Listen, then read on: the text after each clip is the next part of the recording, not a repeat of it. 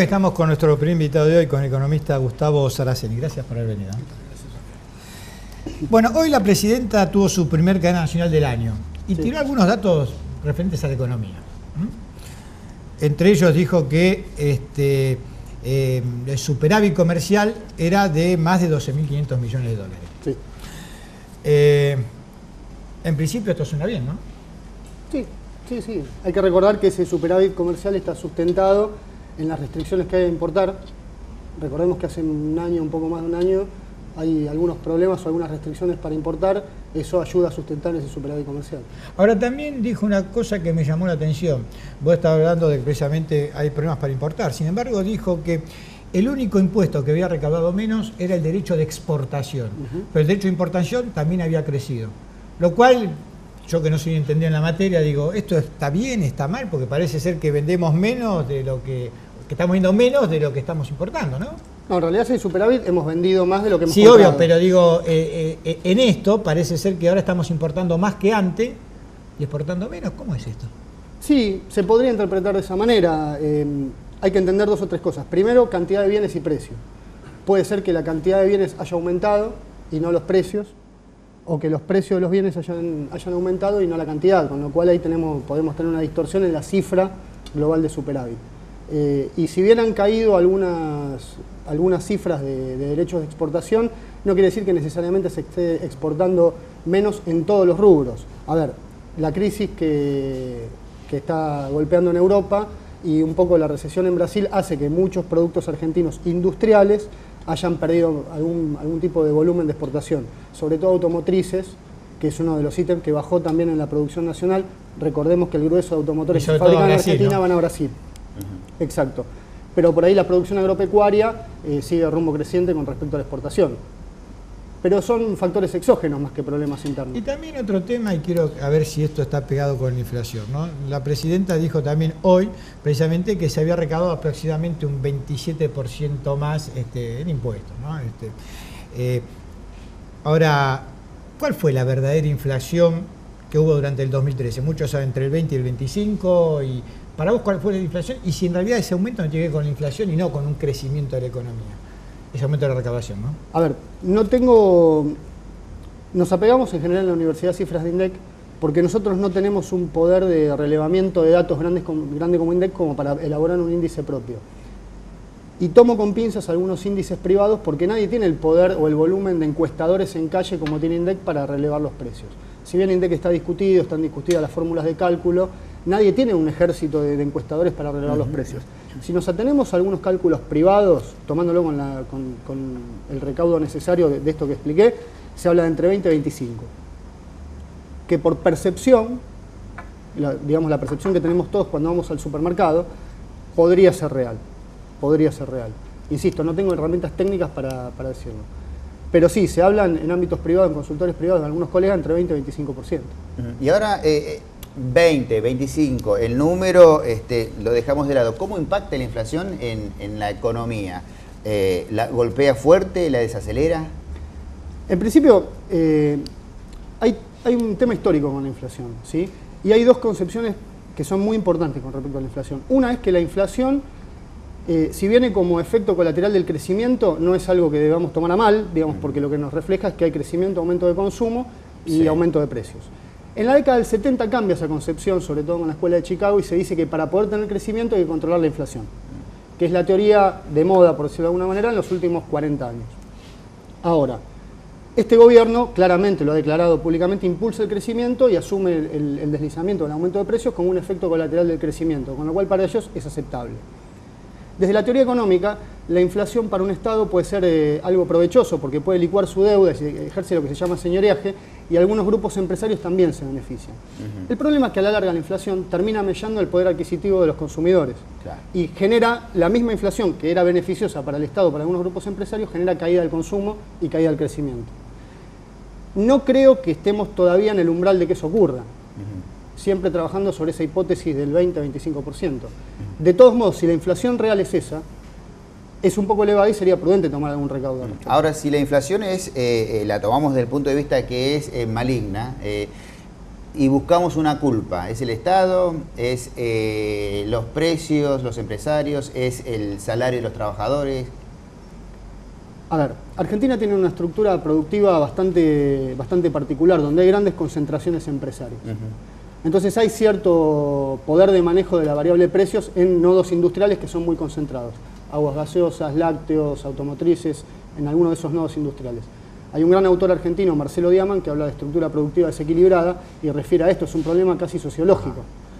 También es verdad que los estados, el Estado y los sucesivos gobiernos a veces hacen emisión monetaria para poder licuar su deuda o para poder responder al déficit del sector público, y eso también contribuye a esa ecuación. Digamos, tenemos emisión monetaria, tenemos una estructura productiva desequilibrada y tenemos claramente, el argentino tiene una propensión marginal a consumir bastante elevada. A medida que va ganando más, consume más. Y eso también impulsa sobre los precios. Y también, digamos, cuando más allá de si es el 20, el 25, lo que dice el INDEC, lo que sí es cierto es que uno ve que el billete no tiene capacidad de ahorro, digamos. Y entonces, bueno, ¿para qué voy a guardarlo si va a valer cada vez menos? Me impulsa a gastarlo también eso. Hay como una especie de impulso a gastar, primero en lo que se necesita y después, bueno, gastemos, por ahí no necesitamos esto, pero el billete no me sirve de nada solo. Es exactamente así. En la medida o apenas... ¿Y cómo se hace el ahorro? ¿Cómo se impulsa el ahorro? Bueno, digamos, en una ciudad inflacionaria, ¿cómo impulsas el ahorro? Bueno, ese es el problema. Ni bien el agente económico, el consumidor argentino, percibe que hay aumento de precios, lo primero que aumenta el volumen de ventas son los bienes de consumo durables. Televisores, lavarropas, automóviles, porque la gente, como percibe que está perdiendo poder adquisitivo de la moneda, se pasa a bienes durables, compra un auto o cambia el auto, compra un lavarropas, compra un televisor, compra una heladera. Entonces, generalmente cuando arrancan los procesos inflacionarios hay aumento de las ventas de bienes de consumo durable, porque está esa percepción de que se pierde valor del dinero. Y después hay un montón de herramientas financieras. En Argentina las herramientas financieras por excelencia son el plazo fijo y la moneda extranjera. Ni el plazo fijo ni la moneda extranjera están teniendo rendimientos que alcancen el 25%, con lo cual lo que se hace es acolchonar un poco la pérdida. Aquellos que son un poco más inteligentes para el manejo de las finanzas toman algunas inversiones más rentables. Gustavo, hablamos de moneda y pasamos ahora justamente a hablar del dólar. Sigue el cepo o la restricción cambiaria y las últimas noticias es de un dólar elevado, tanto el oficial como el dólar paralelo o el dólar negro. Bueno, el dólar blue ahora hoy cerró en 7.25 más o menos. Lo habíamos dicho la última vez que yo estuve acá, que es un mercado muy chiquito y muy volátil. Fíjate que hay gente tratando de salir de vacaciones y ante la restricción de poder comprar dólares por los carriles normales, va al mercado negro y esa demanda, que no es muy elevada, impulsa rápidamente el precio. En marzo debería retroceder de acuerdo a esos valores. La última vez que estuve... hablamos de que me preguntaban si convenía o no comprar dólares y les dije que no era conveniente porque estaba alto y al otro día bajó. Me acordaba de esa anécdota, porque por esto que les digo, es un mercado muy chiquito y muy volátil. Entonces no creo que ese dólar represente un desequilibrio real del tipo de cambio, pues está impulsado por demanda de gente que sale de vacaciones. Y en el aspecto económico, el hecho que, digamos, sea el Estado Nacional el gran captador, ¿no?, de lo que paga la gente vía tasas, impuestos, ¿no? Porque de lo que se recauda, el Estado Nacional tiene alrededor del 72%, el 60%, el 22% las provincias, de hecho los municipios, digamos. Este desfasaje tan grande, ¿atenta contra la economía?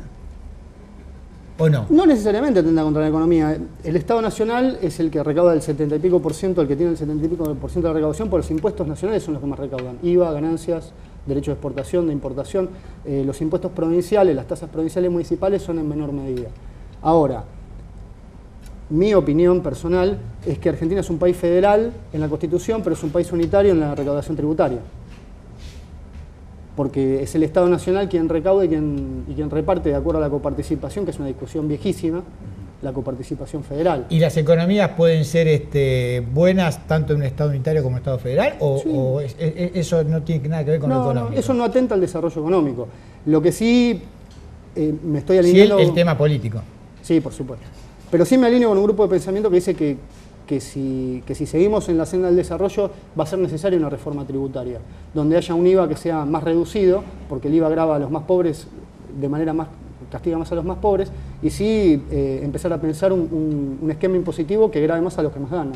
Ya hay que retocar el tema porque justamente ahora se da que los distintos gobiernos se pelean por el tema de los impuestos. Nació provincia y hasta los municipios que ya plantean impuestos, por ejemplo el de la nafta, que ya la presidenta habló y que hubo un reto general a las distintas autoridades. Es que sí, los municipios empiezan a tener déficit cada vez más marcado y necesitan financiarse. Si un municipio o una provincia no se puede endeudar, tiene que recurrir sí o sí al Estado Nacional y está gastando más de lo que recauda, necesita financiarse de alguna manera. Para revertir esto sería achicar el gasto. Sí, pero achicar el gasto implica también achicamiento de la economía. Entonces es una disyuntiva bastante complicada. Desde lo técnico, la respuesta técnica en economía es: estás gastando más de lo que recaudás, gasta menos. Gastar menos implica menos servicios al vecino, bacheo. Pero por ejemplo, la provincia de Buenos Aires, que es un gran motor de la economía argentina, aproximadamente el 40% del Producto Bruto Interno, en coparticipación no llega al 30%. Es que bueno, ese es el problema de la coparticipación y de lo que se habla de la reforma tributaria. El problema que la provincia de Buenos Aires reclama, desde ese punto de vista, dice: yo aporto el 40% y no recibo en proporción a lo que genero. Pero por otro lado, hay provincias que están más desequilibradas, que son provincias más pobres, con menos desarrollo industrial, que necesitan financiarse también. Entonces, de alguna manera, es Buenos Aires la que contribuye al financiamiento de otras provincias. Otra vez, es una decisión política y es bastante complicada. ¿Quién toma la decisión de decir: bueno, está bien, le doy a Buenos Aires lo que genera y que el resto de las provincias se arregle? Caso es Brasil. Brasil es muy federal en eso, pero tenés una tremenda simetría entre el norte y el sur de Brasil, donde San Pablo es un estado rico y los estados del norte son muy pobres. Entonces, no estaría mal pensar que San Pablo puede aportar parte de su recaudación para sostener un crecimiento, un desarrollo parejo. Sí, incluso en Brasil yo vi puertos de aguas profundas que eran municipales, ni siquiera eran de la región, eran del municipio. Es que sí, es mucho más marcado en el federalismo Brasil que nosotros. ¿Ellos qué hacen, la coparticipación al revés? No coparticipan. Brasil, cada estado, o sea, tienen impuestos nacionales, pero cada estado es autónomo. Entonces, vos tenés un estado como San Pablo, que es un estado rico, industrializado, que tiene un nivel de recaudación mucho más elevado que Río Grande do Norte, y sin embargo Río Grande do Norte, porque no tiene ese desarrollo industrial, es mucho más pobre.